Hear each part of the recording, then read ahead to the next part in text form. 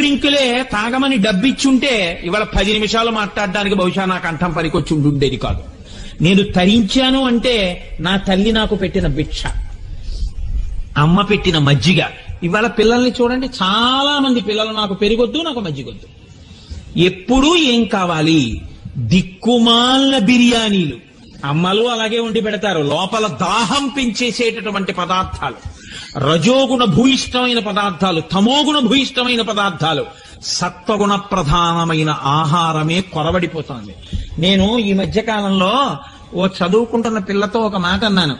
అమ్మా, మేము బ్యాంకుకి వెడితే ఎప్పుడైనా విత్డ్రాయల్ ఫామ్ రాసుకోవాల్సి వస్తే ఆ విత్డ్రాయల్ ఫామ్ నింపుకోవడం రాని వాళ్ళు మా దగ్గరికి వచ్చి, అయ్యా ఒక 500 రూపాయలకి విత్డ్రాయల్ ఫామ్ రాసి పెట్టండి అని అడిగేవారు. అడుగుతుంటే ఇప్పటికీ ఎవరికైనా విత్డ్రాయల్ ఫామ్ రాసి పెడుతుంటాం.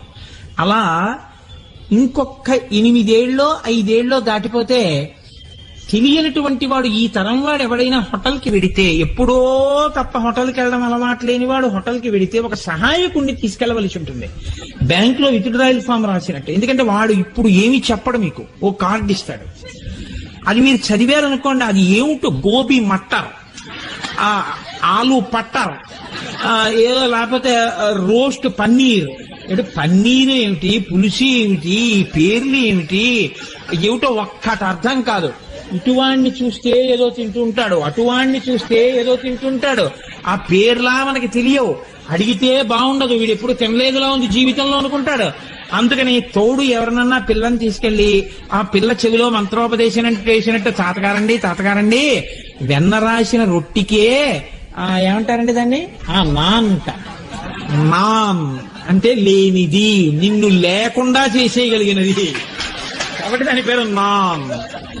అటువంటిది ఏదో మనం ఆర్డర్ ఇస్తే వాడు అవేవో పట్టుకొచ్చి అక్కడ పెడితే అది ఏం తినాలి, ఎలా తినాలి, అసలు ఆ కూర ఏమిటి, ఆ పులుసు ఏమిటి, అసలు ఆ పేరు ఏమిటి, ఏ పేరు చెప్తే ఏం చేస్తాడో, తెచ్చిన తర్వాత నువ్వేం తింటావో, ఏ ప్రాయశ్చిత్తం చేసుకోవాలో ఏమీ తెలియదు. పూర్వం ఏదో ఇడ్లీ, పెసరట్టు, ఉప్మా, పూరి ఉండేవి.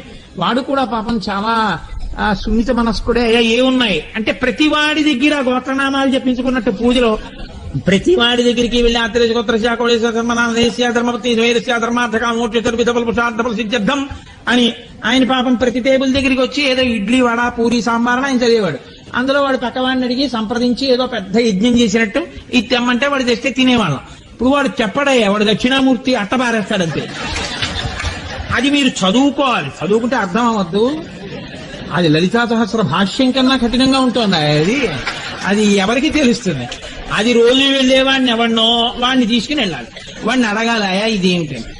మీరు కానీ ఒకవేళ అక్కడ పరిశేచనం చేయడం, చెప్పులు ఇప్పడం ఇలాంటివి చేశారనుకోండి, మీరు మళ్ళీ వెర్రేడి కింద చూస్తారు అక్కడ అందరూ. కాబట్టి మీరు కూడా బూట్లు అవి వేసుకుని మీ చేత్తో మీరు తినకూడదు. ఏదో పులి పంజాలాంటివి కొన్ని ఉంటాయి, దాంతో ఇలా పట్టుకుని ఇంకో దాన్ని పొడిచి పీకి మీరు తింటే మీరు చాలా సంస్కృతి ఉన్నవారు. మీరు అలా చేయలేకపోయారనుకోండి, మీరు సంస్కృతి విహీనులు. ఏ జాతిలో ఇంటికి వచ్చిన వాళ్ళకి మజ్జిగ ఇచ్చిన జాతిలో ఇది మన జాతి సంస్కృతి. వాళ్ళ పొరుగింటి పుల్లకూర రుచి, అక్కరలేనివన్నీ నెత్తికెత్తుకోవడమే. ఏది అసలు మన సంప్రదాయమో అది మనకు అక్కర్లేదు. అలా చెప్పిన తల్లులు లేరు, నన్ను క్షమించండి. నోర్మోయి బిర్యానీ ఏమిటే, అన్నం తిను, పప్పు అన్నం కలిపి పెడతాను తిను అన్న తల్లి లేదు. ఆవిడ అడిగింది ఈవిడ అదే వండుతుంది. కాబట్టి పిల్లల్ని ఎందుకు అనాలి? పిల్లలు తప్పే ఉంది, అమ్మ వండి పెడితే వాళ్ళకి అలవాటు అవుతుంది.